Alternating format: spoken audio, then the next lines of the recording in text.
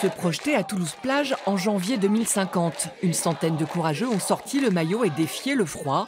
Un happening participatif organisé à l'initiative du collectif citoyen pour le climat. C'était froid, mais on était déterminés, donc on se réchauffe comme on peut et on sait pourquoi on est là. La symbolique, c'est que dans 50 ans, on sera peut-être en maillot de bain ici, mais parce qu'il fera trop chaud. En début d'après-midi, 600 manifestants déambulent de la prairie des Filtres à Saint-Cyprien. Une marche pacifique pour dénoncer l'inaction de l'État dans la protection du climat, mais aussi secouer les politiques. On a vu qu'ils sont revenus là il n'y a pas longtemps sur l'interdiction du glyphosate. Donc c'est vraiment comme on dit, des pas en arrière en fait.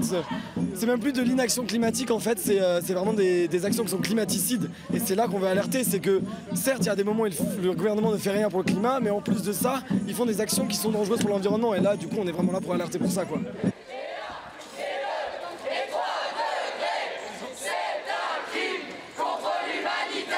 Nous, ce qu'on fait là sur la marche, on plante des arbres avec des messages d'espoir, un peu sur tout le centre toulousain, quoi. Moi, ce qui me touche le plus, c'est de voir un peu toutes les personnes sur la planète qui souffrent à cause des problèmes de climat et de voir que les gouvernements n'en ont absolument rien à faire et qu'ils ne sont pas intéressés par ce genre de questions, quoi. Tout ce que je vois aux médias, tout ça, je me dis mais vraiment Camille, arrête d'être passive et va marcher, même si c'est symbolique, on montre qu'on est là et qu'on a des convictions, quoi.